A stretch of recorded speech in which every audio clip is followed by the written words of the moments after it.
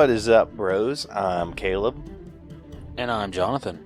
And we are a couple of bros on a mission to give you guys the most detailed movie reviews out there with as little bias as possible. Welcome to the All Bros. This week on the podcast, in 4K Spotlight, we have one movie getting released, and it's kind of been a subject of some controversy. Yes, it has. Starting off my speech real strong. Yeah, you're making me proud, man. You're making me proud. Anyway, so after we discuss that release, then we will be getting straight into our headliner this week, which will be our breakdown of Smile. It was going to be The Woman King. Yeah. It will happen eventually. It absolutely will. It is a fantastic movie, and it's one that I want to break down. But it does come out on Blu-ray December 13th. So once it comes out on Blu-ray, expect a review to follow. Again, maybe this might be something that goes on into the new year. Because unfortunately, there's a lot of good Christmas movies coming out. That's true. Dude, have you heard that really quickly? What was it? A Christmas Story Christmas. Like, it's actually getting really good reviews. Like, a lot of people are saying, I forget the guy that originally played Ralphie. Like, you can tell that he put a lot of love and care into the sequel. Gosh, I'm excited to see that one. I am too. But I'm not going to do that until after Thanksgiving. You're one of those people. Yes, I am absolutely one of those people. Well, fine. Yeah, but I'm super excited. I'm kind of building up my my Christmas movie list. That's definitely on it. The David Harbour one that's coming out. Dude, I'm so excited. Me and a buddy of mine got tickets to that for opening night Thursday. I'm so excited. Nice. Yeah, super excited for that one.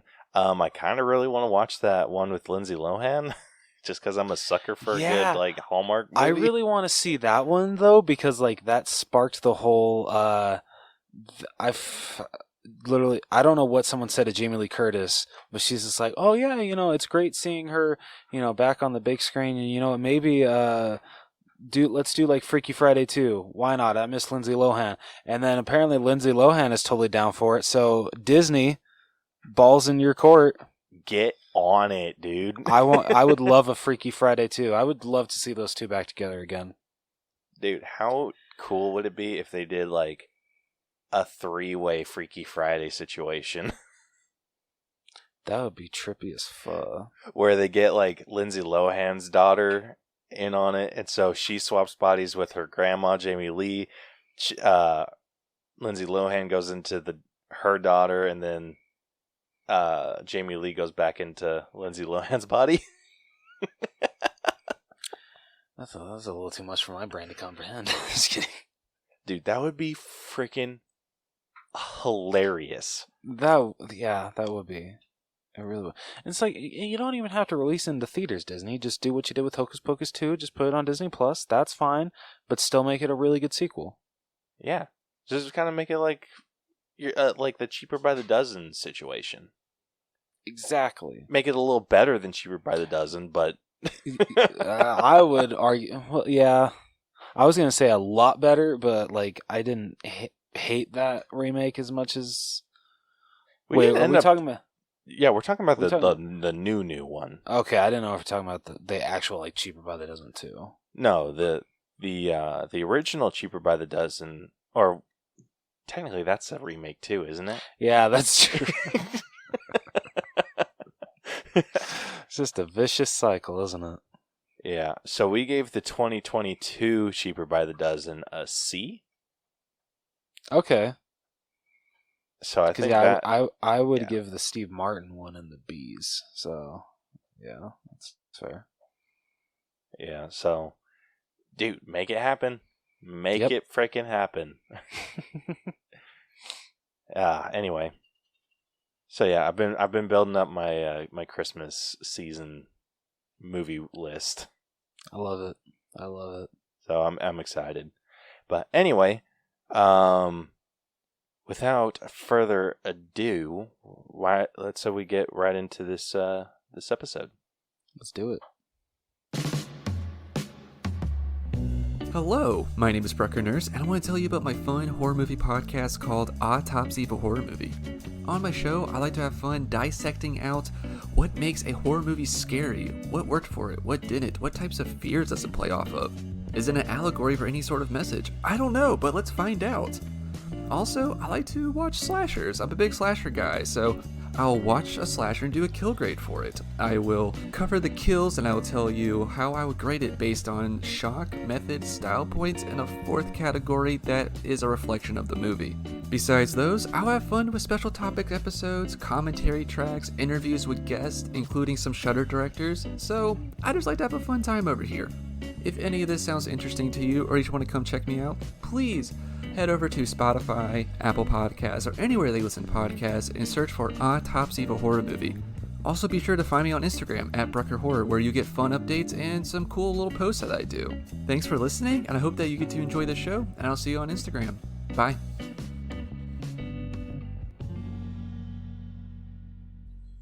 Alrighty, first up in 4K Spotlight. We only have one new release this week, and like we said, it's kind of been a controversial movie, and not really for the movie itself, I don't think. No, I don't think so either. It's just, the stupidity of one of the actors in it. Yes.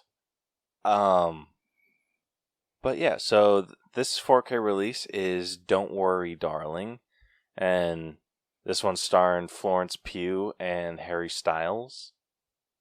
And Rose, you want to tell everyone about this release?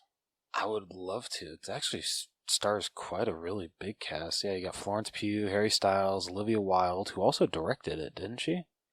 Yes, she did. Gemma Chan, Kiki Lane. I don't know who Kiki Lane is. Nick Kroll and Chris Pine. So very, very solid cast. For those of you that haven't heard the whole stir-up, I don't know if that's the word to use, with this movie, it's the fact that during a press release of it, Harry Styles basically spat into Chris Pine's lap, and the internet ate that shit up. Dude, there's been a lot of shit around this movie. Like, that's not the only thing that's come from that. Like, good point. Florence Pugh has gone, like, out of her way to not promote this movie. That's true. I forgot about that. Yeah, apparently she was treated absolutely horribly on set. Oh, shit. Yeah, I'm actually going to look this up real quick, just so it seems like we know what the hell we're talking about. I'm just going to Google the drama.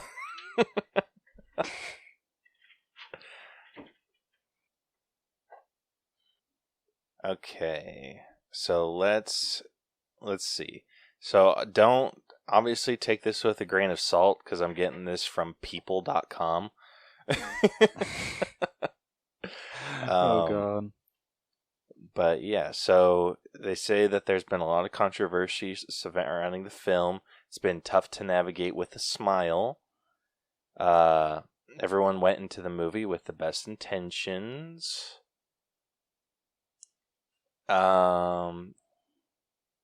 Olivia Wilde felt a lot of pressure with this movie. It's harder for women to get a second chance at directing. Says the person directing a freaking Madam Web movie. Good point. Fair enough. Good point.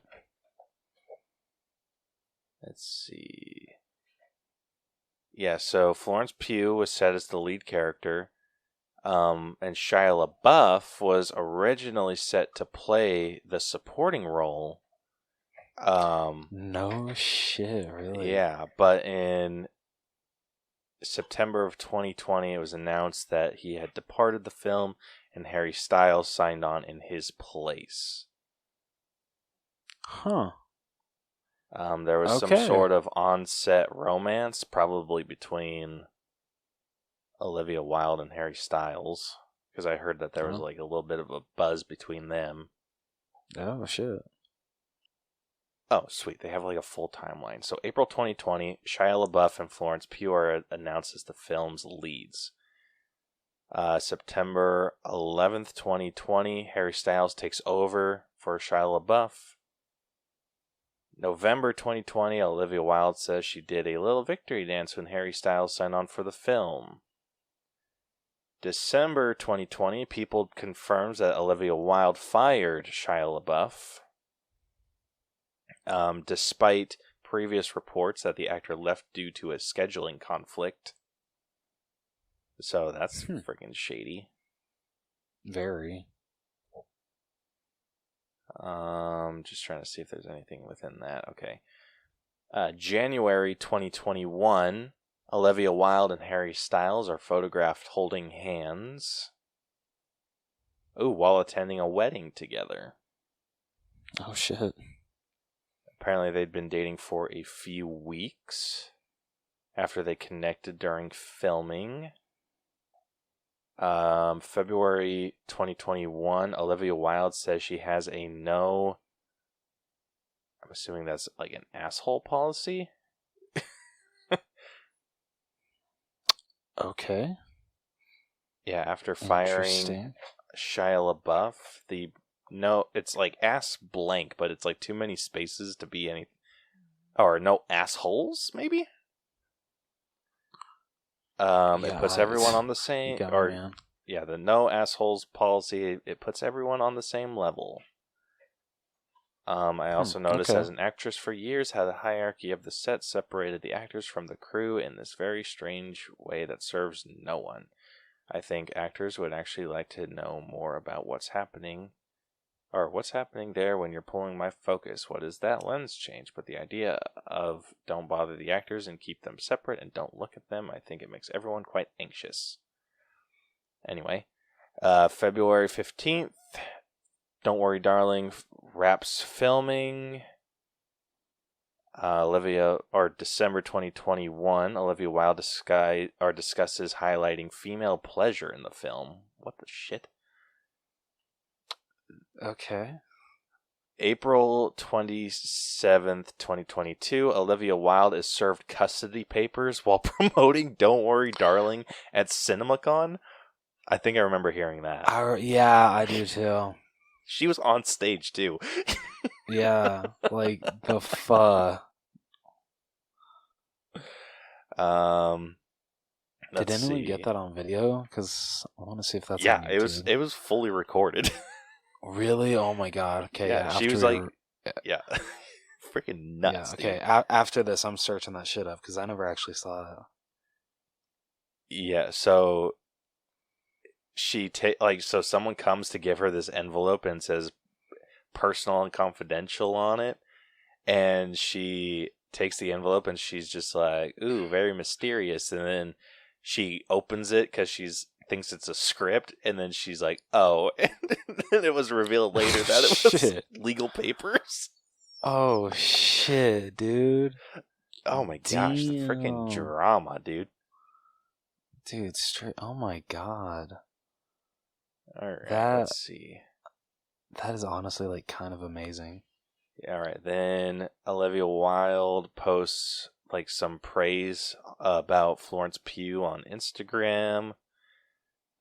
August 2022, Florence Pugh says, "Don't worry, darling, shouldn't be reduced to sex scenes." Yeah, nothing really big there. Let's see. Olivia Wilde calls Florence Pugh extraordinary and shuts down clickbait rumors. Olivia Wilde says she fired Shia LaBeouf to protect the set from combative energy. Okay. Shia LaBeouf denies Olivia Wilde's claim that he was fired. Florence Pugh skips the Don't Worry Darling press at Venice Film Festival, where Olivia Wilde sidesteps questions about the rumors. What rumors? Oh, there were, apparently there was like some sort of falling out. Let's see.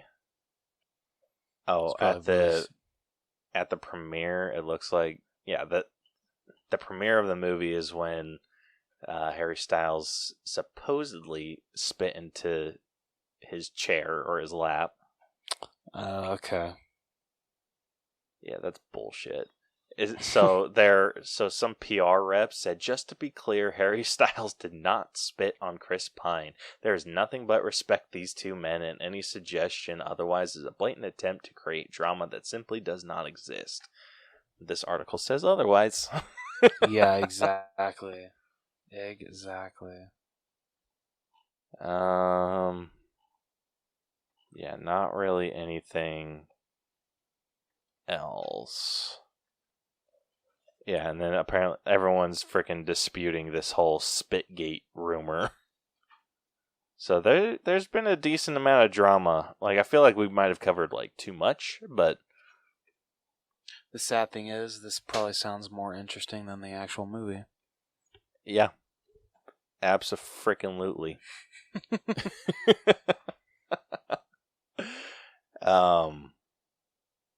But yeah, apparently people are trying to reduce this movie to just like a couple sex scenes and whatever, but I mean, if you made a shitty movie, it's fine. Yeah, exactly. So that's what's coming out on 4K this week. It doesn't get any exclusive, shocker. But yeah, so if you want to pick up this movie, it's gonna be on 4K and Blu-ray tomorrow. Go for it.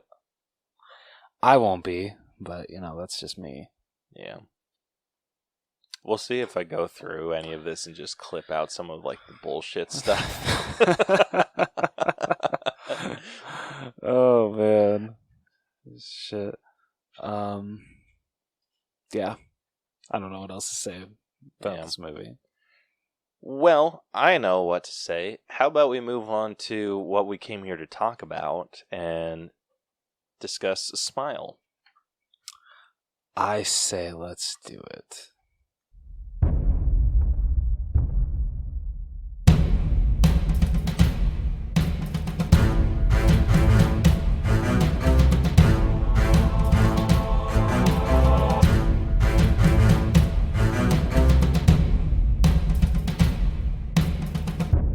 Alrighty, like we said, for this week's breakdown, we will be breaking...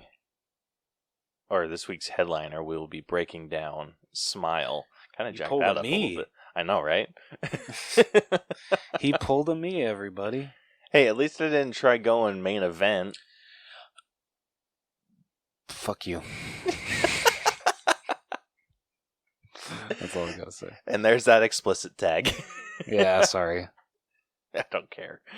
Anyway, yeah, so this week we'll be breaking down Smile. This movie came out in 2022, or it's still 2022. It hasn't been out very long. It hasn't. But I am very glad that we did not decide to break this movie down while it was in theaters. I am too, and I'm also glad that me and my sister decided to watch it at her place, so like the evil entity could just live there instead of coming home with me. So, yeah, super messed up. Thanks, Christina. Appreciate you taking one for the team. It's like you talked to her today, right? Yeah, actually, about 20 minutes ago. So. Okay, good. we like to make sure that she's safe. Yeah, no, of course. Oh, yeah. So I ended up watching this. Okay, I attempted to watch this on my big TV out in the living room, and Don't tell me you went to your. I absolutely went to my phone. You little bitch! I went in. You're such a bitch. I ran away into my room and then turned the lights on and watched it on my phone with the volume very low. Dude, this movie is freaking scary. And it still freaking scared me. Wow, Caleb's a pussy. I'm just kidding. Yeah. I've been saying this for years, dude. Where have you been? That's it's apparently under a rock. Oh, so yeah. This is going to be an interesting breakdown because I don't know if we've done a movie or a horror movie. I know we've done horror movies, but I don't know if we've ever done one that's like genuinely like scared me like this one. I don't think we have. I think this is the first one. Yeah, and we will be limiting how many of these we do. But real quick. Oh, sorry. Go ahead. No, I was gonna say, if you were counting on any of the Conjuring movies, don't. Yeah, anyone who suggests those can go straight to hell. Or Paranormal Activity. Oh, those are okay. No, well, they're only okay because we've seen them before. Okay, that's fair. But I don't know how he would do those ones, because Dude, those are... I freaking, oh my god, I don't know if you remember it at all. I don't know why this memory popped into my head. But remember when we were doing Paranormal AF in high school? And, oh, good hell. like, I think, like, Christian was just, like, filming himself, just, like, making funny faces, and you can hear us in the background because we were going to have a movie night that night, too. And I pull out, I think, Paranormal Activity 2, and, I just hear Caleb go, I thought you were going to bring 4! Why'd you bring 2?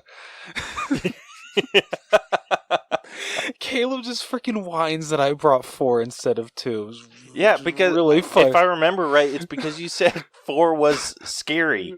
And no, 2 was scary, and 2... Yeah, wait, 4... however no, it yeah, was. 2... Whatever 2 one was you a brought. lot...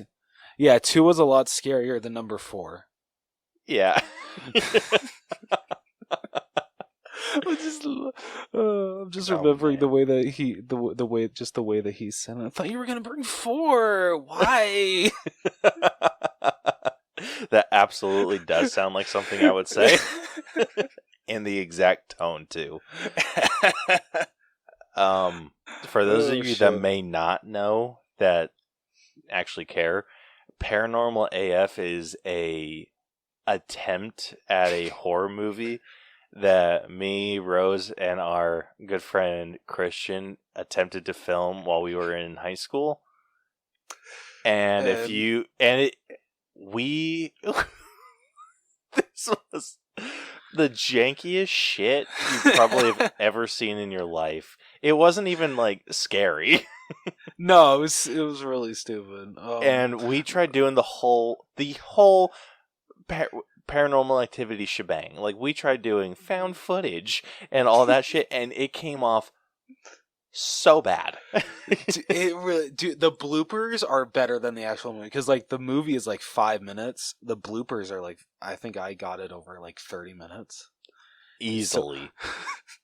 So, although my favorite blooper is when so like it's, you know, like I think it's like night 1 or something, and Christian, you know, like is going to sleep, and all of a sudden he chimes in, I forgot to take my glasses off. And you just hear Caleb's reaction is just the best in the background. Freaking accuracy here. Come on, man.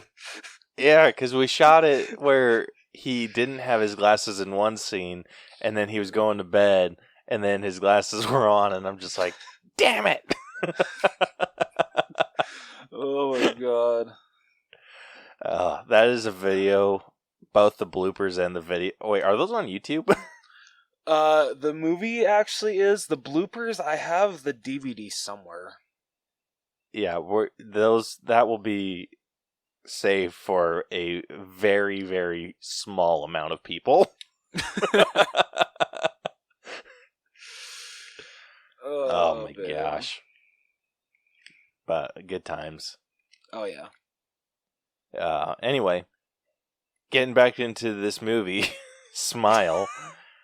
If you are new to our breakdown system, we have split movies into 8 different categories that we individually score to come to a final All Bros letter grade. The 8 categories that we score are story, writing, acting, character development, which for this being a horror movie, we're going to change it to logic. Then we have effects, music, costumes, and then we give our own personal score at the very end. All of those numbers get magically added up and spit through our algorithm and give us a letter grade to compare this movie to others of a similar grade, as well as a percentage, so we can see like a ranking for for these movies. Yes. So, anyway, without further ado, if you have not seen Smile, if you don't want the ever-loving bejesus scared out of you, you might be okay skipping it. Yeah. But if you do like horror movies that are genuinely scary, this is definitely the one for you. So do yourself a favor, go check it out. And yeah. So without further ado, Reading with Rose, everyone. Yes. All right. At a psychiatric ward, stressed and overworked psychiatrist Rose Cotter meets with Laura Weaver, a PhD student who had several days earlier witnessed her art history professor die by suicide. Laura claims that an entity taking the form of smiling people is stalking and telling her she is going to die. Soon thereafter, Laura begins screaming hysterically and has a seizure. After Rose calls for help, she sees Laura standing up and grinning. With a shard of a broken plant pot, Laura commits suicide by slitting her throat. Rose sees her manic patient Carl grinning and shouting she is going to die. Rose calls for nurses to restrain him, only to see he was asleep the whole time. Concerned for Rose's mental well-being, her supervisor, Dr. Morgan Desai, gives her a week off. The following days, the hallucinations continue, making Rose seem unhinged and dangerous to people around her, including her fiancé, Trevor, and sister Holly. At her nephew's birthday party, Rose's gift has somehow been replaced by her dead cat, horrifying the children. Does it seem like they're skipping a lot here, or is it just me? Or are they maybe not skipping a lot, but just I don't know. It's kind of tough because, like, when you really think about it, that it is kind of all that happened. The rest of everything that happens is just like either the scary moments or the times where she's sitting in her home silently. Good point. Yeah, fair enough. So it's like more they're skipping those parts than anything. Yeah. All right, yeah, you got a point there. Okay, she sees a party attendant grinning at her and curses, then falls onto a glass table, ending the party in chaos. She visits her former therapist, Dr. Madeline Northcott, who suggests that her problems stem from her abusive and mentally ill mother, whose death from an overdose she witnessed as a child. Upon learning Laura's professor was grinning at her before her death, Rose visits his widow Victoria and learns he was affected after witnessing a woman die by suicide. Rose asks her ex-boyfriend Joel, a police detective, to go through police records. They find several cases where someone witnessed a suicide, then a few days later died by suicide in front of someone else who continued the pattern. Rose visits Holly, attempting to patch things up, but only makes it worse. The entity takes the form of Holly as she leaves, terrifying her. Joel calls her, revealing that he discovered all the witnesses died by suicide within a week. The exception was Robert Talley, who instead murdered someone, and the key witness to the murder continued the suicide chain. Rose and Joel visit Talley in jail, where Talley claims the only way to escape the entity is to kill someone in front of a witness and do it in a brutal fashion to cause major psychological trauma, off of which the entity feeds. Rose angrily rejects the option and leaves. She is confronted at home by the entity in Madeline's form, telling her it is almost time. Rose impulsively drives to her hospital with a knife and hallucinates murdering Carl in front of Desai, I think that's how you say it, Desai, to pass on the entity. She snaps out of it and hastily drives away, though not before Desai spots the knife and alerts the police. Rose drives to her abandoned family home, attempting to deprive the entity of witnesses. Rose confronts it in the form of her dead mother. It is revealed Rose had actually found her mother shortly after overdosing, and she witnessed her mother's death throes but did not intervene. Rose sets the entity on fire and leaves as the house burns down. She drives to Joel's apartment Oh my good lord. She drives to Joel's apartment and he comforts her. Suddenly, she realizes everything that had happened from the moment she entered the old house was a hallucination. The entity confronts the now despairing Rose, reveals itself as a skinless creature with mouths nested within its mouth, then overwhelms and forces itself inside her body. Yeah, how that entity looked, I definitely got some stuff to say in effects, because that shit was freaking terrifying. Christine, like, what's funny is Christina didn't get scared, scared of it until like it opened like its mouth, but like No, that didn't scare me. The way the freaking creature looks scared the shit out of me.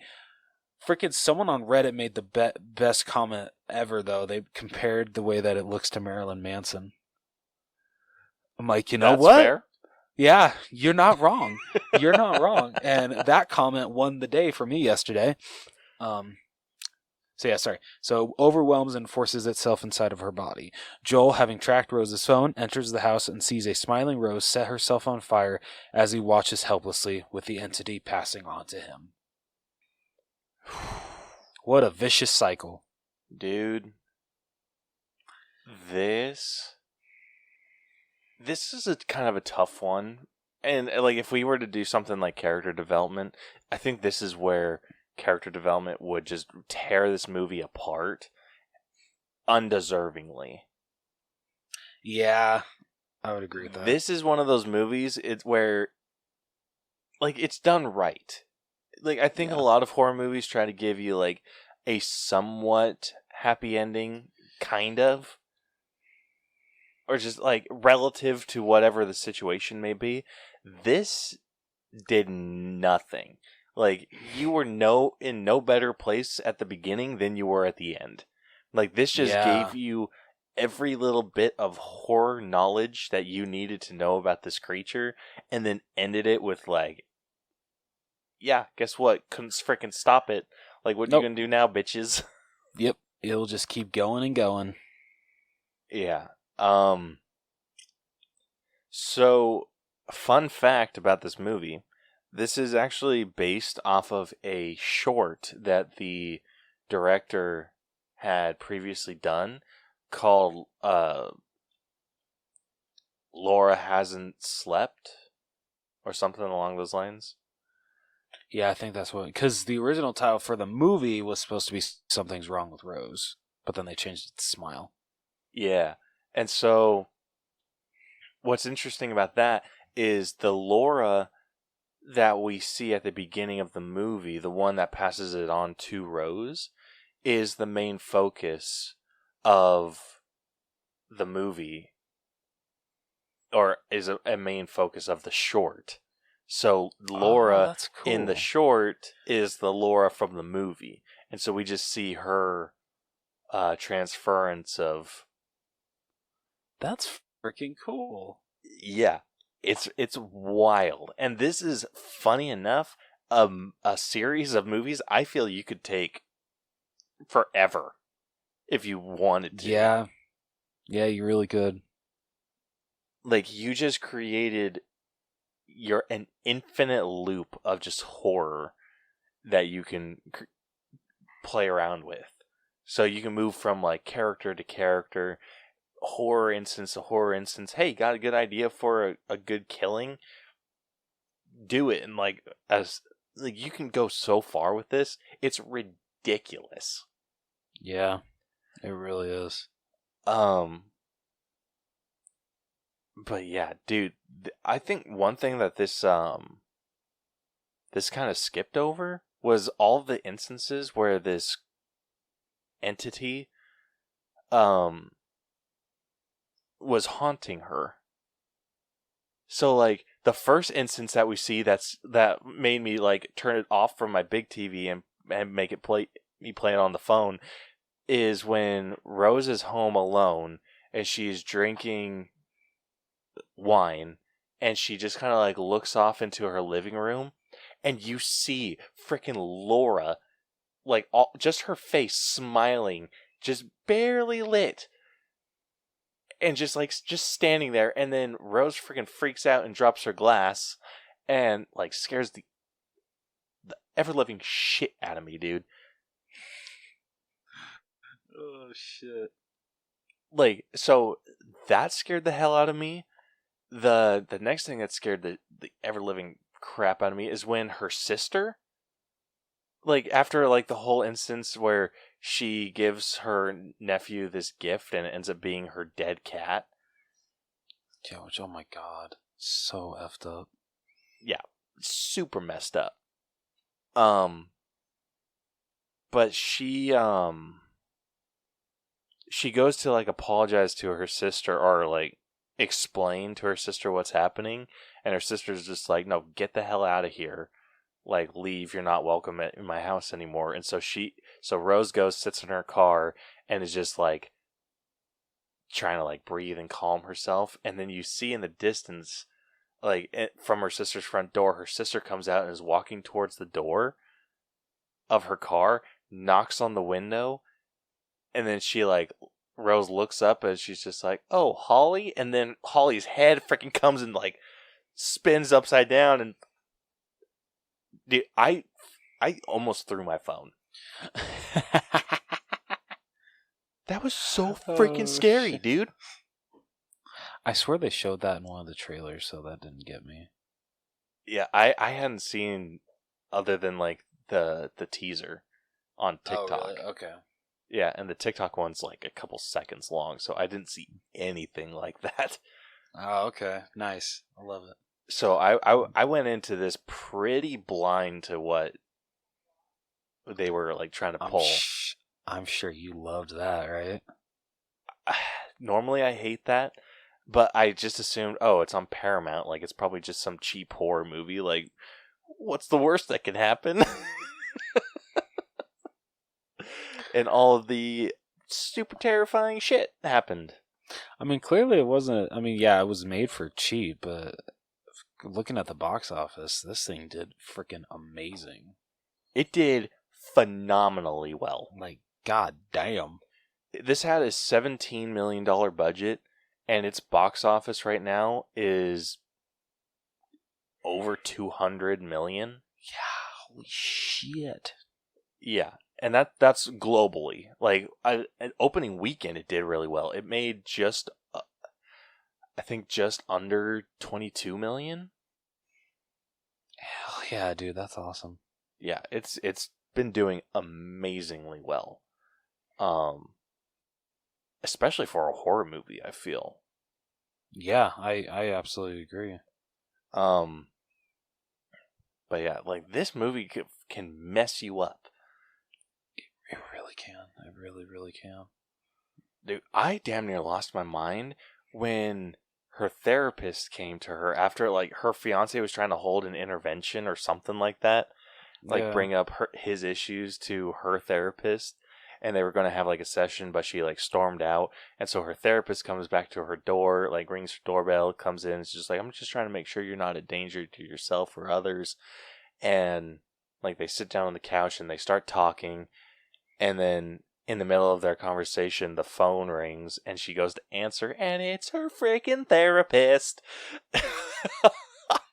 I almost shat myself.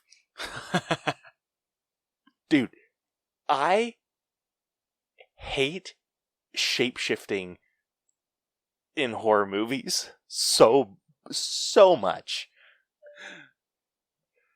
And like, something like that, that's like my nightmare. Really? Oh, dude. Like, if this is like, it's one of those, like, that I have like a realistic fear of cats. But then my unrealistic fear is talking to someone and then having them call me on the phone. It's a very specific fear, and this movie just triggered me in a way that I did not know was possible. And you loved every minute of it, right? Love is a strong word. Okay. But, whoo! Dude, I like, the movie got me sweaty. Really? Yeah, man, I must it's be mostly like, because of that. I was just like, oh my gosh, I was losing my shit, dude. I must be like immune to like horror movies nowadays for how many I've seen since I was a kid. Because I mean, don't get me wrong, like everything in this movie was great, like all the twists, just everything. But like stuff like that, like none of that, like made me go, oh my, like have me like sweating or some shit like that. Like, were you able to guess some of that shit? Like some of the twists, or no? I wasn't able to guess, but like when it happened, I'm like, oh, okay. You know, it's an awesome twist. I wasn't like, oh my god, Dude, I was losing my mind. Like, I paused it and was like, oh my, oh. Like, oh no. Oh. You were like the guy in Troll 2. Oh my god. Yeah. Please tell me you've seen that clip. Yeah, I have. Okay, good. I was losing it. It was like anytime that they did something like that, dude. Like, sorry. Yeah. No, I was just saying, like, anytime they did something like that where it was just like a total twist of the situation, lost it. And it's like I kept forgetting that the entity was like freaking Pennywise and could shapeshift into anything or anyone. Yeah. And so when it was like the therapist, I was like super untrusting of everyone for a while. And then when she like had that whole hallucination where she was killing what's his name, Carl, I was just like, and then like reverts back, and then when her boss comes out to her car, that's where I'm like, it's him. But nope, ended up being reality. Like I'm so bad when I'm like afraid like that. Like I said, this filled me with genuine fear and triggered my fight or flight response in a way that I did not care for. Oh god, dude, I love it. Anyway, story-wise, what do you think? Honestly, I feel for a horror movie, really solid story. I don't know. I feel that they. I mean, that more so goes into logic. But just I don't know. The way that they set it up made a lot of sense. They explained how it transfers, to the next person very well. It's just a vicious cycle, which really freaking sucks. That's like, God, imagine like watching someone commit suicide and just thinking to yourself, well, yeah, now I'm fucked. That's great. Yeah, but that's just it. It's like you don't know. Oh, yeah. Like, we know something's up. Yeah. But I was... Woo! Do you remember when Rose goes to the... what was the girl's name at the beginning? Was it Allison? Not Allison. Laura? Laura. When Rose goes to Laura's teacher's wife's house, and like she shows her all like all the paintings that he had done before he committed suicide. I straight up told Christina the one that he did of I think it was like his brother when he was smiling. I'm like, I know this is probably like messed up to say, but like I actually want that picture. Like I would actually like hang that. I would hang that up. Like, dude, you're jacked up. I know I am, but like some of those drawings were cool as hell. Like, come on. They were really cool. But yeah, I'm that jacked up. Yeah, but to hang it up in your house, absolutely not. Absolutely, come on. Like, come on. That's something I'd be doing all types of like Wiccan shit on it.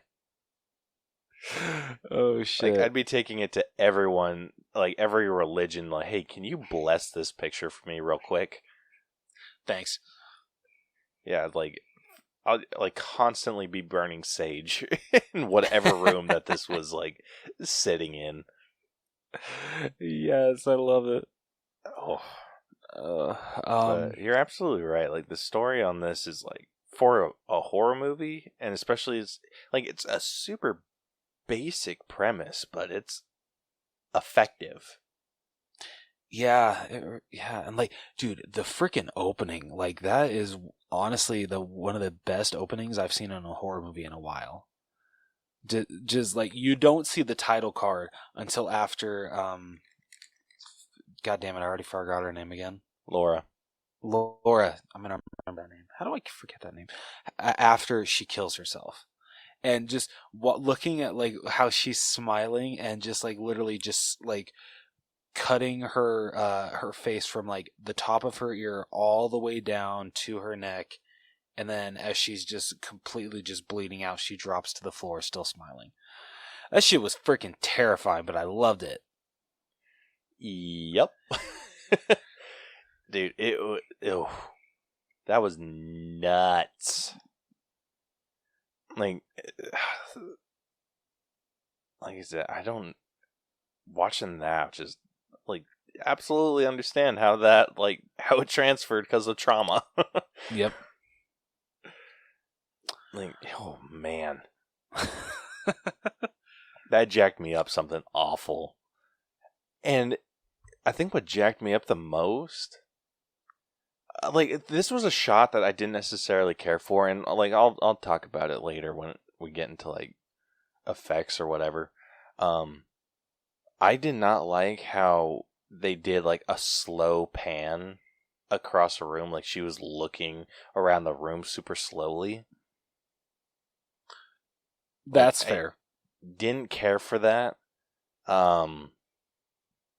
But again, I think if they didn't do that, it would have just been cheap jump scare.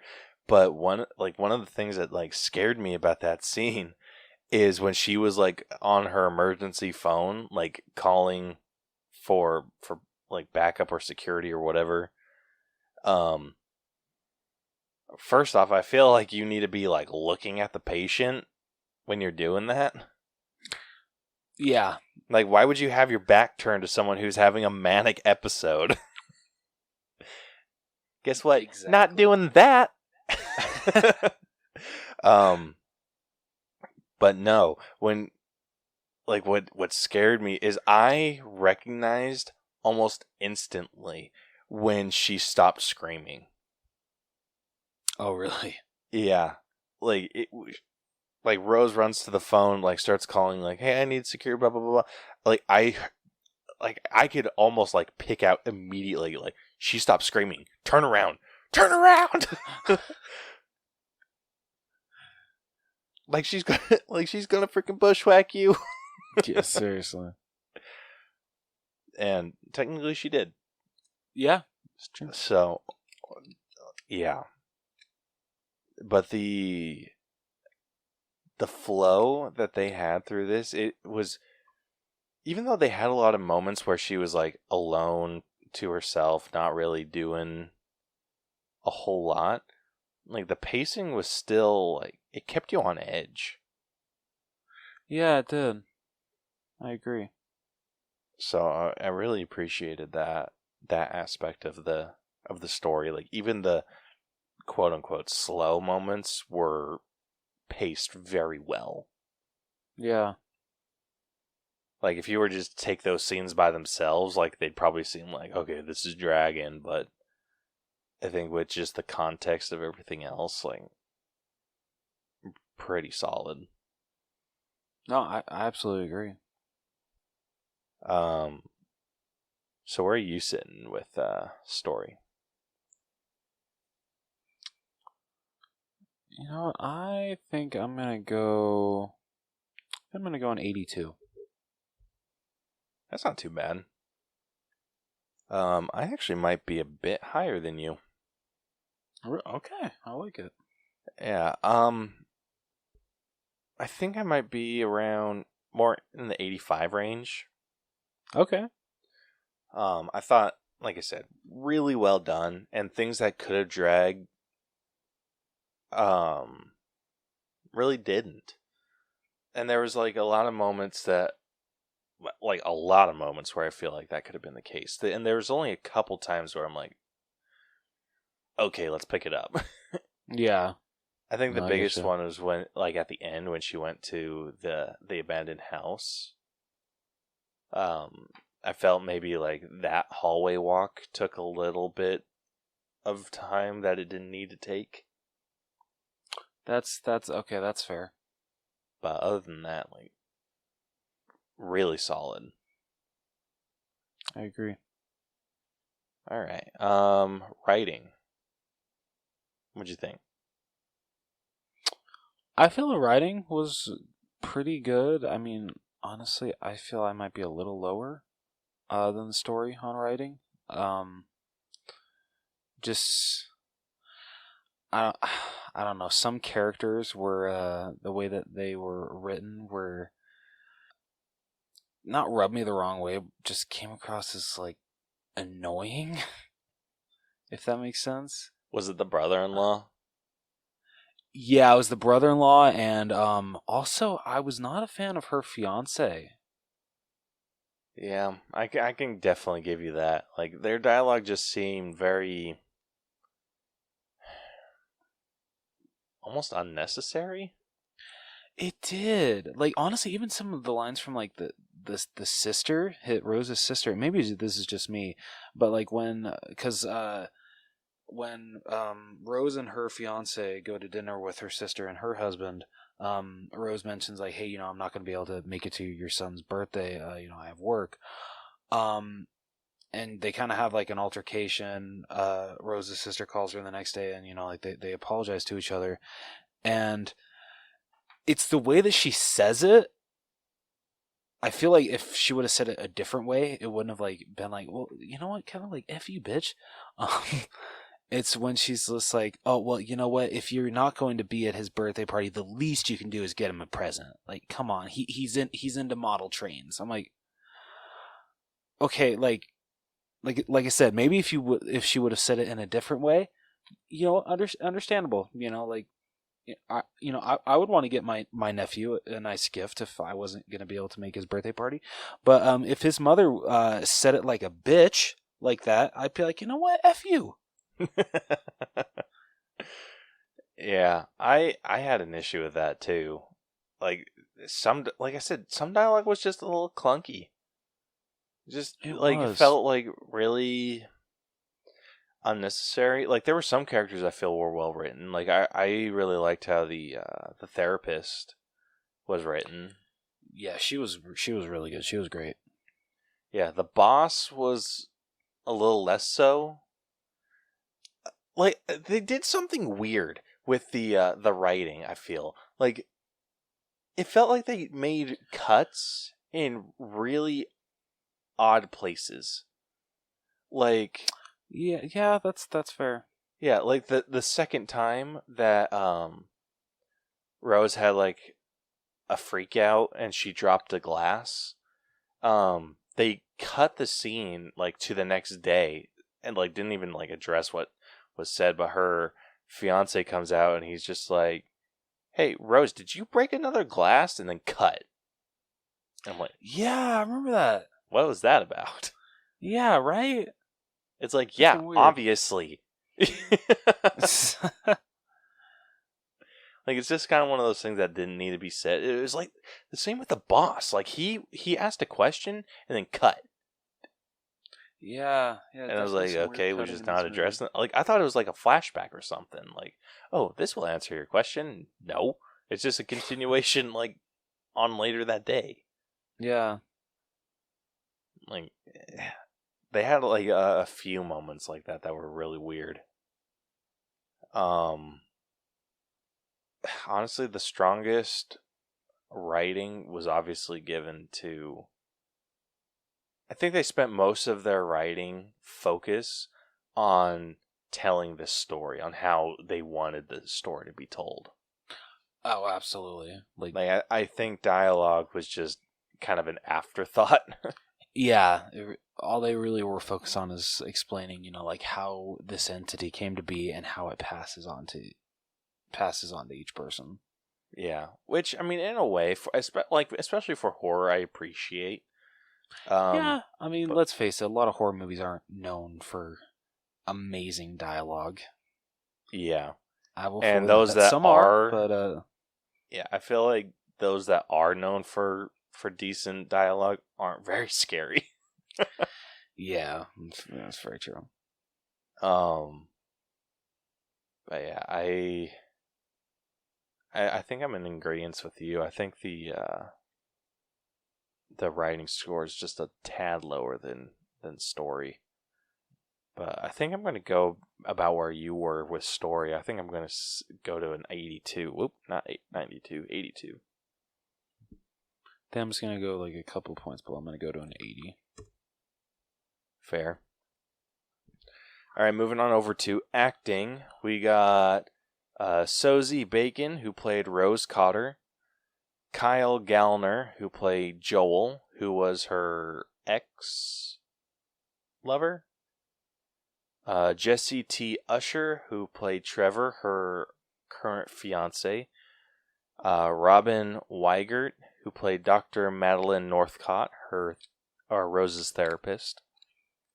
Caitlin Stacy, who played Laura Weaver, who was the patient that transferred the entity onto her. And Cal Penn, who played Dr. Morgan Desai, who was Rose's boss. Yeah, I'll fully admit I probably got a little too excited when he first came on screen. I'm like, oh my god, it's Kumar! Yeah, I thought he was going to be a bigger role in this. I was hoping so. God, way to waste Cal Penn, but whatever. Yeah, I'm just looking like a little bit further down the line to see if there's anyone else that's like significant, but not really seeing anything. All right, let's go top 3.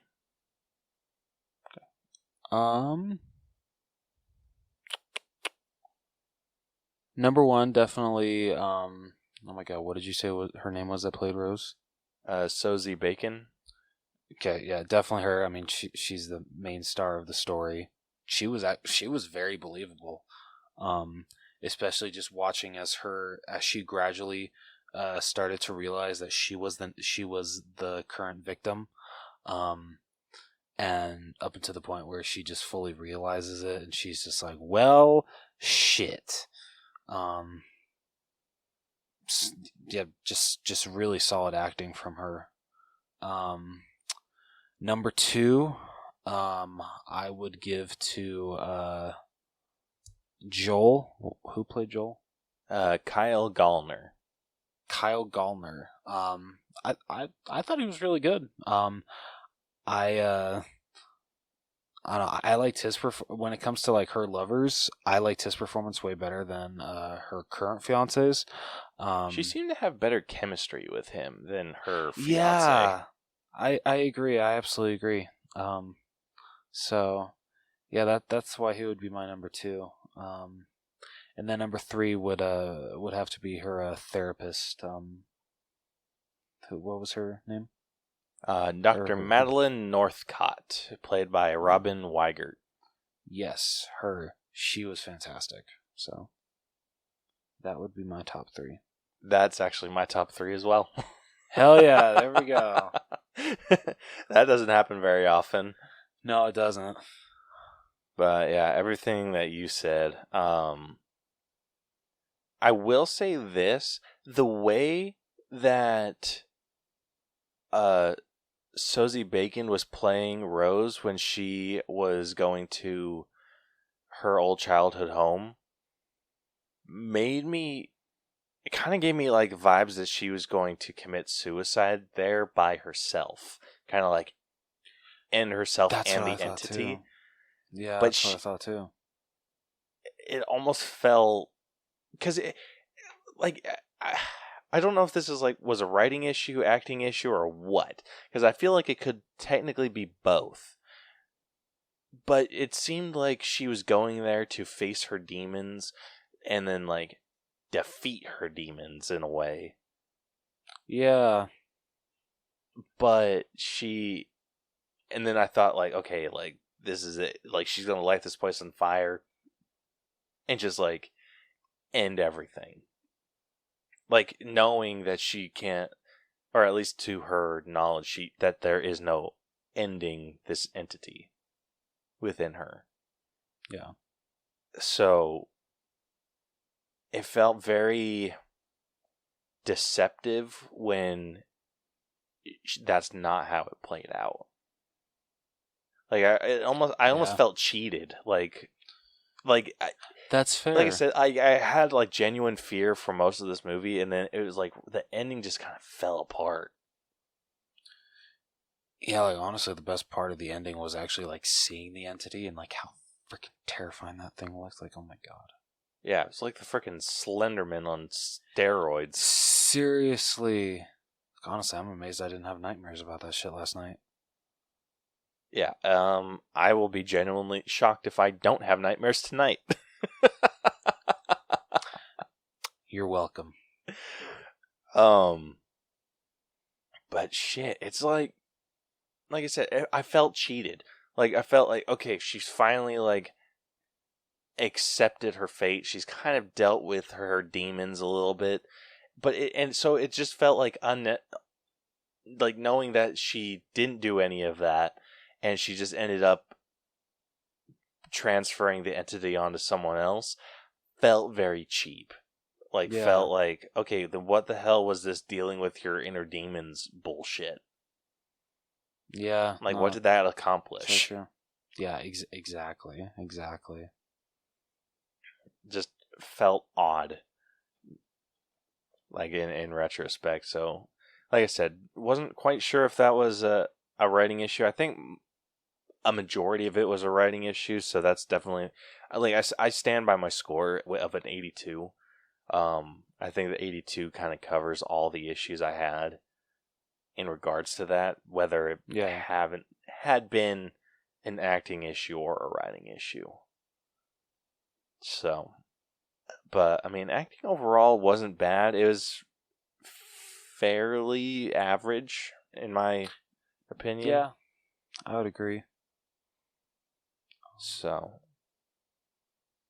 honestly, I'm sitting at like maybe an 80. You know, I'll match you for that. All right, next up we got The Logic. So, for those of you that don't know, Logic is kind of covering, like, making sure that the movie followed its own rules. And, like, whatever those rules may be. Like, obviously, that's not, like, set in any sort of reality. It's set in a world where this evil entity can come and kill people. Yeah. So with this, I think like the main logic was to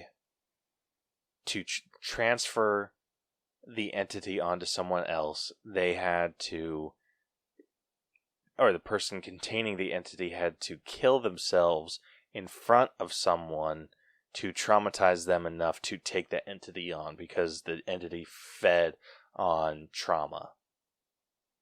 And then it was a period of like 4 days to a week that the next victim would be taken over. So we kind of get this entity from beginning to end, from the transference from Laura to Rose, and then Rose trying to deal with her issues into the transference into Joel. And I gotta say, I was very impressed logically what they did. I was too. Like, even if I feel people like didn't like pick up on that, when Rose and Joel, right? That's his name. Yes. Like sit down and they watch the like they dive more into these cases, and they actually watch some CCTV footage. During this whole scene, they're actually explaining like how this whole thing happens, and even in like the CCTV footage where you see a guy like at a gas station walk up to this old lady and take, wasn't it like a pair of like yard trimmers, and stab them into himself? Is that what he did? I don't know exactly what they were. Yeah, well, yeah, you got it right. They were like bush trimmers or something. What they were? Honestly, like them stabbing into himself kind of makes more sense than what I thought he did. Well, what did you think? Okay, this is going to sound weird, and now that I'm like speaking it out loud, I realize that this doesn't make a lick of sense. But I thought he opened it, lifted up, and then dropped it down, so he like cut his face off.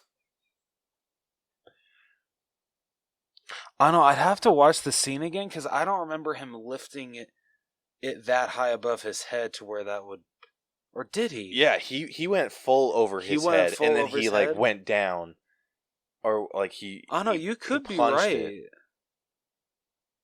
Like that, I don't know. Like I might be.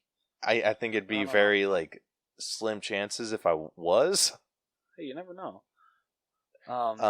Like all I know is like he lifted up over his head, came down, and then there was like a splash of blood over his head, and then he fell, and then the scissors kind of bounced in front of him. So I'm like, I don't know if he like pierced himself. So that's kind of where my mind went. That's a good point.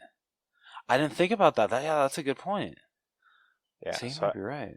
Because I mean, I'm just thinking like most traumatizing way that would do it. Yeah, dude, straight up. Like a man cut his face off. And he was smiling the whole time. Because they even point that out, like, they rewind the footage, and they're just like, is he smiling during this whole situation? So they do, like, even if, like, you know, because I'll fully admit, in some horror movies, I'm oblivious and don't pick up on, like, stuff that's literally right in front of my freaking face.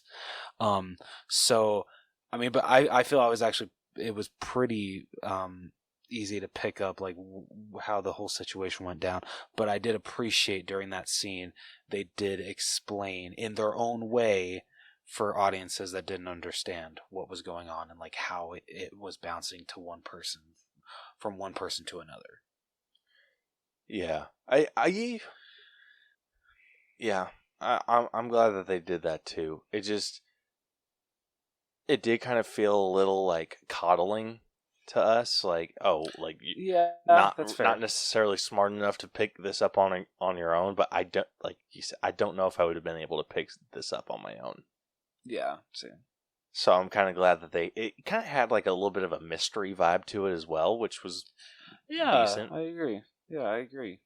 One thing that I feel horror movies kind of struggle with is making the protagonist the exception to the rule. So true. Like they always seem to like something just kind of goes in the protagonist's way. Like the one thing that I'm thinking of is like Countdown. Like, oh yeah. Like the chick who's supposed to die like ends up surviving 1 second longer, and then like she like I said, she's the exception to the rule. Yeah. And so it just kind of like blows the movie apart, and I'm like, I did really appreciate that she fell within the time restraints that they had. Like they said, it was like 4 days. Typically like 5 was like the max that he had seen, or sometime within a week. Like no one lasted longer than a week, and then he saw some that were as few as like 4 days, and then she states like, oh, I'm on my 4th day. So by the time she died, she was probably on her 5th day, maybe even starting her 6th. But we obviously don't quite know that. Yeah, no, that's true. So I'm, like I said, kind of glad that she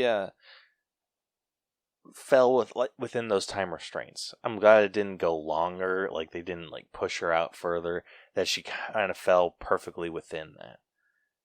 Yeah, no, I agree. Like, if we're going off of like my initial assumption, saying that she died within 5 days. Like makes perfect sense. Like she didn't last any longer. He said that he'd seen people within a week, sometimes as short as 4 days. And so 5 days kind of seems like a decent middle ground. Yeah, I agree. So really appreciated that scene. The one issue that I will say I had was the entity. Was it like did it have a physical form?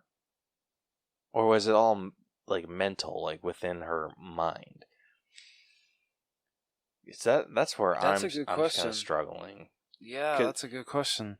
Because if the entity did have a physical form, like how was she, or didn't have a physical, or however you want to go around this, it's like, how did she light it on fire?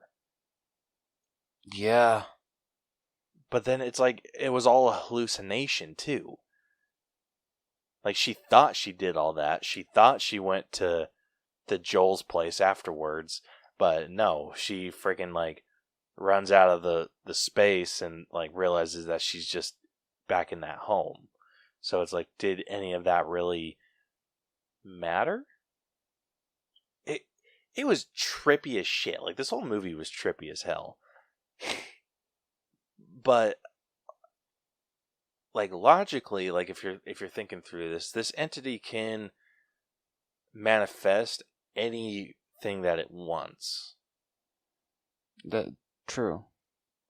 Any sort of horror or any sort of situation, like, obviously, like, we had that whole situation with her therapist and like calling her and whatnot. So it's totally within the realm of possibility that the entity is like some sort of ghost, or not really a ghost. I wouldn't even know how to, like, it's like some sort of spirit. Yeah. Yeah, I wouldn't even know how to describe it fully. But just getting back into it logically, I think they freaking killed it. I honestly agree. I absolutely agree. Like, damn, I'm actually in the 90s with this one. I am too. Yeah. I was thinking like in like the high 80s, but no, I can't argue with being in the 90s. Yeah, I think I'm going to be 95. I think the only thing I'm docking for is just the weird shit that they did with the reality of what, like, the manifestation of the this entity. Yeah. Because yeah, that's my issue, because it's like, okay, did she hurt the entity in any way, shape, or form? Probably not. But the entity can still, like, crawl inside her. So it's just, I think it's just that one little hiccup for me. Yeah. Honestly, yeah, I absolutely agree with you. It's just that one hiccup for me, so I have nothing, honestly, different than what you're saying. So yeah, I'm gonna match it again, 95. Alrighty, moving on. Next up, we got effects. The only one that I have problems with is the fact that I don't know if it was a taxidermy cat or if it was a CGI cat, but the cat that the kid is holding when he finds the dead cat in the box looked so freaking bad that I think like, I can't remember if I turned to Christina or she told me. I'm just like, yep, yeah, that's definitely bringing down effects. Yeah, straight up. God, that was so bad. Which sucks because like I said, other than that, the effects are super good in this movie. Like it's not really an effect, but like the smiling is freaking terrifying in this movie. Every single person that smiles is God, freaking nightmare fuel. And then to top it all off, how the freaking entity looks at the end of this movie is going to, like I said, I'm very shocked. Hasn't given me nightmares, but I'm sure it will. It is freaking nightmare fuel, and it scares the ever-living hell out of me. And now I can't get it out of my freaking brain. I'm thinking about it right now. God freaking damn it, I freaking quit. Dude, you know what the creature looked like? For those of you that have chosen the good path and not watched this movie, yeah. And it's like we've said, it's not because it's a bad movie; it's because it's absolutely horrifying. The way that I would explain the design of the creature. Imagine a demogorgon with multiple rows of human teeth. Why you gotta put that image in my head?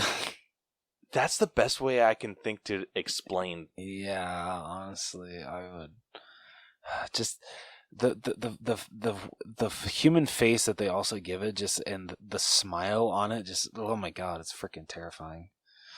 I'm getting freaking goosebumps just thinking about it right now. Like, what the shit? Yeah, like, okay, this is like like how you explained it. It's Marilyn Manson with a demogorgon mouth, but instead of it opening up like a flower, it's just multiple like jaws of human, like with rows of human teeth. Yep. It is the funkiest looking thing that I've ever seen. And funny enough, that didn't scare me nearly as much as the psychological shit did. Oh my god. Dude, like, I do so well when it comes to, like, how creatures look. Like, there's very, very few creatures that, like, that have, like, startled or scared me. Really? Yeah, what scares me is, like, the psychological shit that happens. Like, the whole, oh, evil entities coming after me. It looks like my therapist, but my therapist just called me on the phone. Like, that's the shit that terrifies me. Like, I could give a flying shit. Like, it's, once I see the creature, I am significantly less scared than Shocker, I am. Of course, like when because I'm like trying to find it just to make sure like I'm explaining it, like the Marilyn Manson just like truly makes sense. And of course, like one of the first ones that pops up is freaking Jeff the was it like Jeff the Reaper or some shit like that? That like freaking scary creepypasta. I'm like, thanks for putting that back into my head. Freaking internet. Appreciate it. Freaking assholes. Damn it, I can't find it. Oh, great. Now, you know what? I'm seeing Smiley Dog, too. This is just freaking fantastic. I freaking quit. All right. Yep. Nope. I'm not even going to...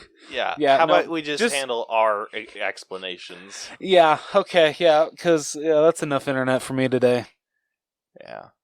But yeah, I think I am more scared of human faces, like disfigurements, or like with just the I think I was more scared of like the plain smiles than I was of the creature. I agree. Yeah, just ugh. Yeah, but I mean the creature looked all right. It kind of had like a little bit of a rubbery CGI effect. It did, but yeah, like I said, before it even like starts to like really like turn into a demogorgon, just when it just looks like Marilyn Manson, like when it has like just like it's just like grinning like in a terrifying way, like god damn it, I'm remembering it again. Just duh, it's like that shit's terrified me. I don't like slender, it. It's like Marilyn Manson face with a Slenderman body. Yeah. Ugh. Hell no. Yeah. But yeah, So I mean, needless that looked to really say, good. The cat, I will definitely agree with you, looked rough, and it was like honestly throughout the whole thing. Like when I noticed it at the beginning, because like the beginning when he like the cat comes like walks in the room and then lays down, looked really freaking fake. Maybe I'm just I was drawing a what's the word?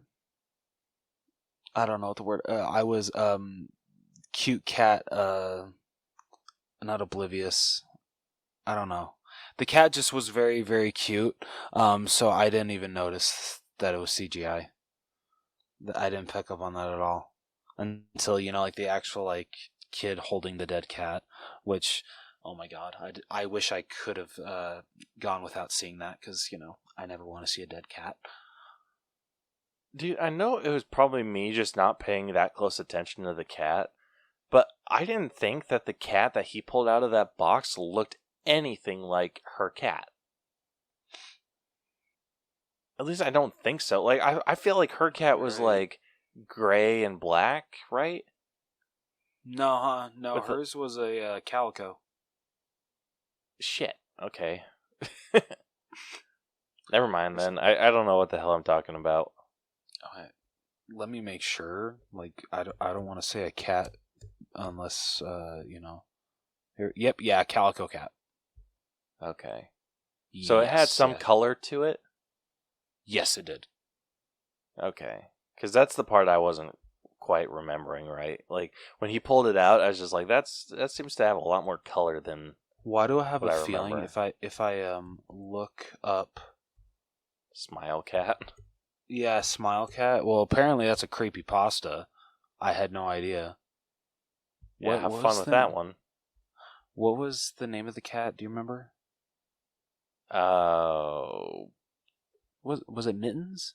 No, it was something weird. What the hell? I remember the name, like... Son of a bitch, I can't remember. Yeah, I can't either. It was a weird name, though. Yeah, right. Maybe if it says it. Yeah, okay, I'm not seeing it. But I swear from what I remember, it's a calico cat. Oh, Mustache. Mustache, thank you. Yeah, anyway. I thought that cat looked super freaking weird when they pulled him out of the box. It looked...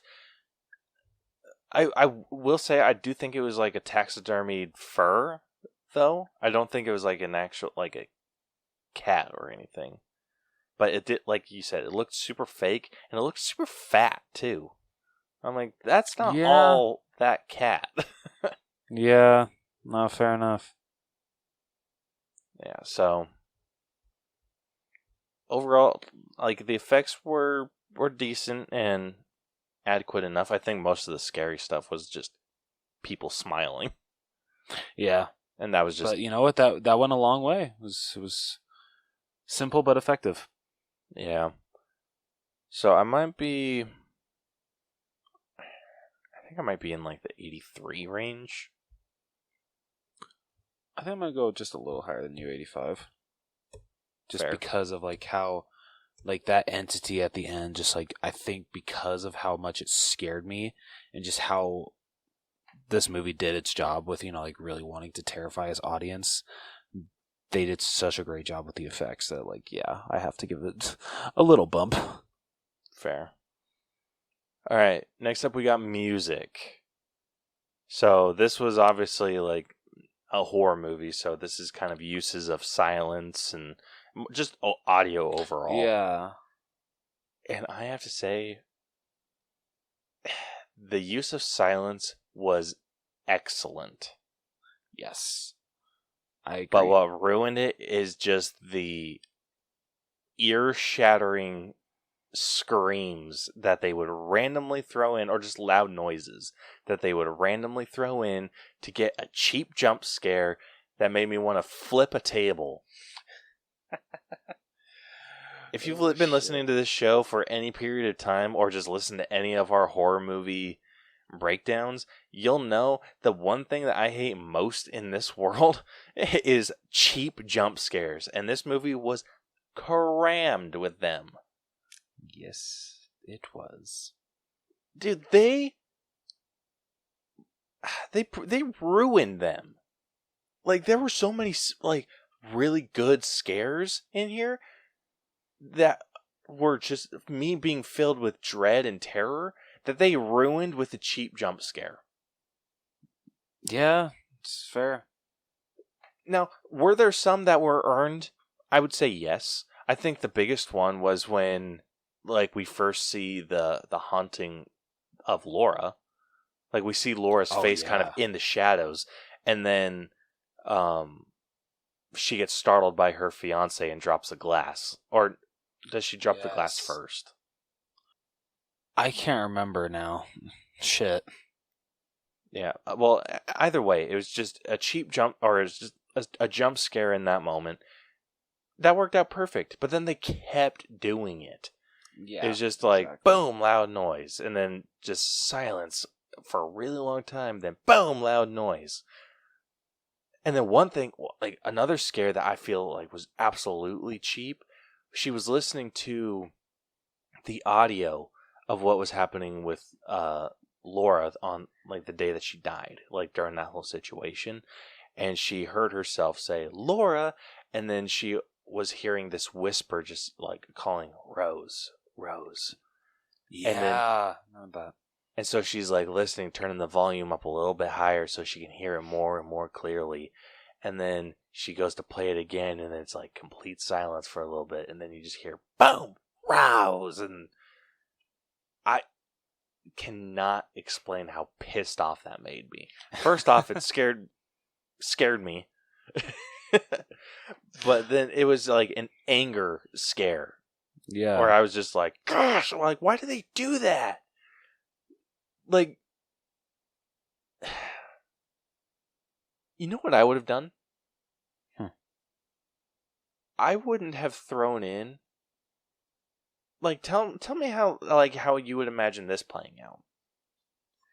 Like this, the whole like this, just whole scene. It would have been something that you added throughout the movie, but just for this scene in particular, I would have done like the whole thing where it's like Laura, and then like a little whisper of Rose, and then she turns it up. It's a little bit louder this time, and then she turns up her volume like all the way, and then it's like she plays like Laura, and then she hears the Rose, and then it's like the pause for a lot longer than like how the audio was usually playing, and then it's another whisper, just the Rose, and then it's just like laughter, and it just gets louder and louder and louder, but it's like a creepy laugh, and just like louder and louder and louder until it's like almost deafening, and then she like slams her computer shut, like throws her headphones down, whatever like you want to do. Like, I think that would have worked way better. I agree, and I love that idea. Yeah, and then if you want to take it a step further, you could have where she like takes her headphones off, like kind of throws them down, like or off to the side, and then like a hand comes in and like pushes her laptop down, and then continuing that laugh at that deafening level, like. Ooh, okay. Dude, I like that a lot. That would have rocked my world. I love it. Unfortunately, that's not what we got, though. Yeah. We got a cheap-ass, like... Yes, we did. And I hate shit like that. Absolutely hate it. Yeah, same here. So, I mean, I'm not going to dock too hard for that, because if honestly, I feel like I need to go in and we need to figure out some way to dock for cheap jump scares. You know, fair enough. But music. I mean, the scores were decent, and the uses of silence were good. The issues fall with the jump scares. For me, I'm like at a 7. Honestly, I'll match you at a 7. Okay. I was thinking more like 6.5 range, but obviously we round up, so I can meet you at a 7. All right, next up we got costumes. Everyone's costume kind of average Betty. Yeah, it wasn't really like anything. It was literally just normal clothes. But I mean, what really could you do like spectacular in this movie? It's like just based in reality. There's nothing really.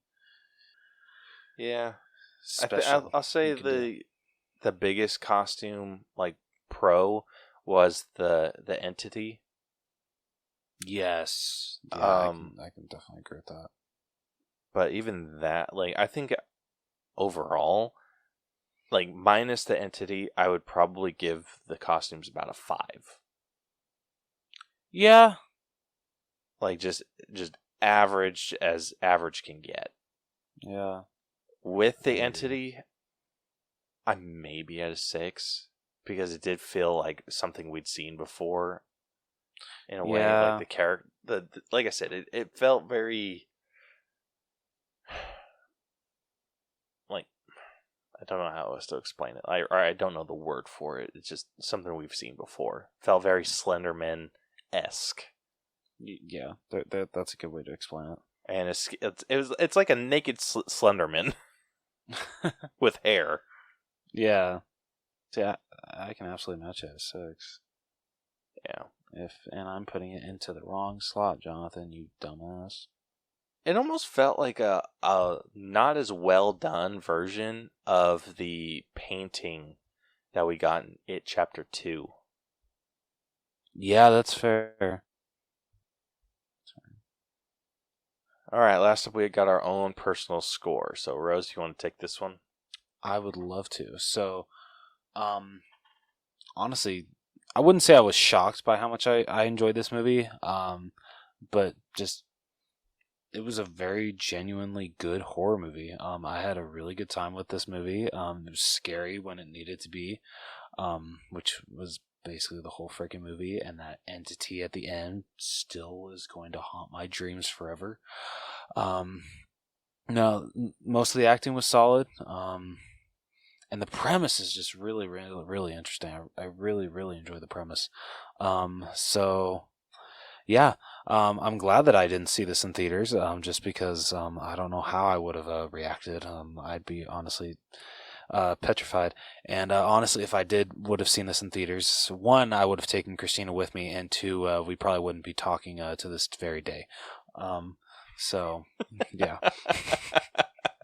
Because I literally brought up to her, what was it? Last night. I'm just like, hey, you want to have a movie night? She's like, yeah, I would love that. It would definitely, put me in a good mood. I'm like, hey, awesome. She's like, hey, what are we gonna watch? I'm like, Smile, and she's like, I hate you. Like, yeah. Do you typically try to watch whatever movie we're breaking down with her?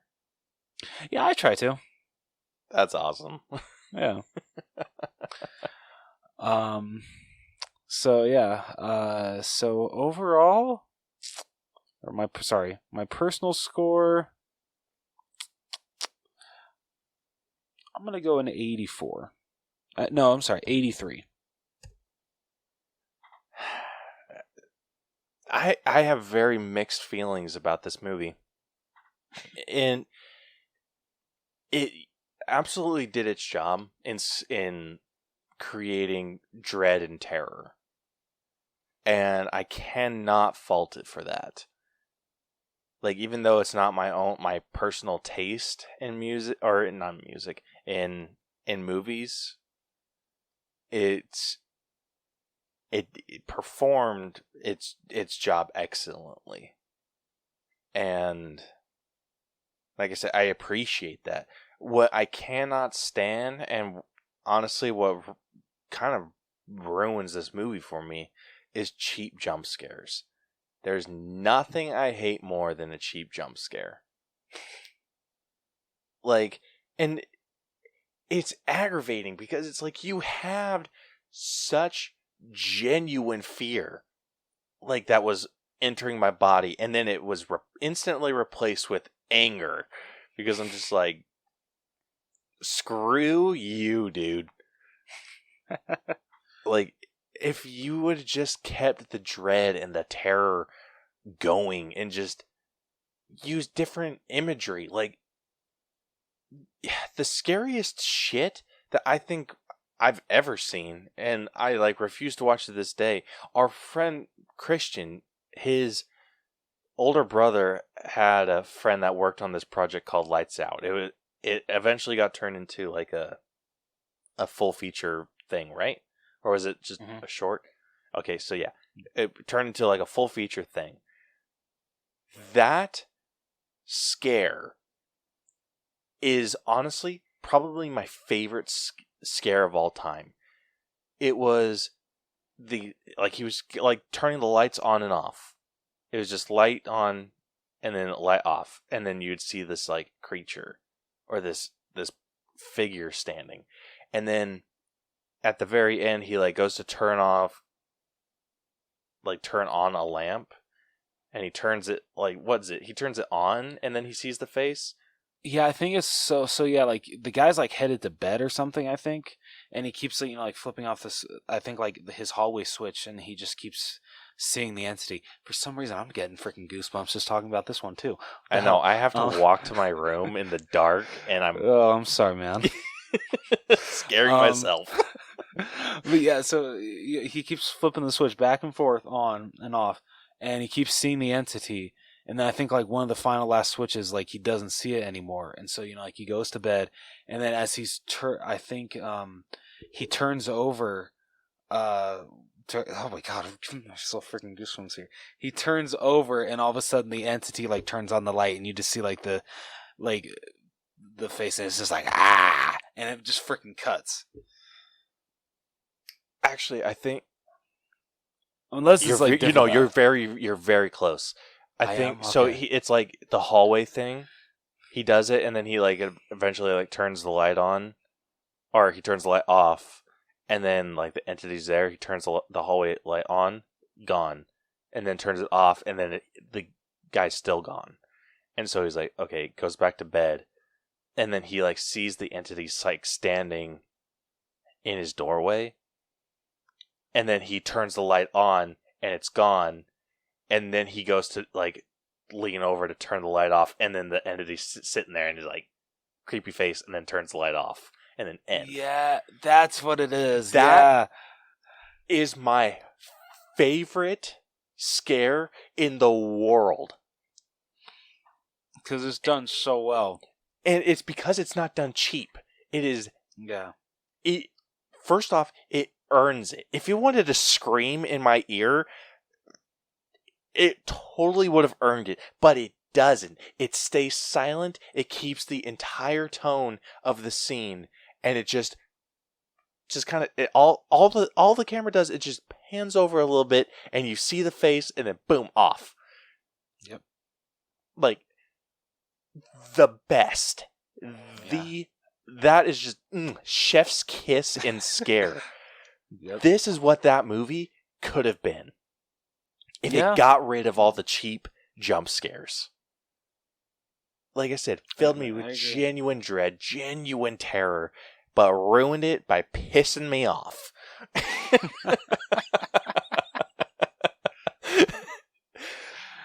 You know what? Fair enough, man. Fair enough. Oh. So, I think, personally, like, this is not something I will ever rewatch. Because, like we have stated, I'm a bit of a pussy. And like I said, cannot stand cheap jump scares. So I'm sitting a 78 with this one.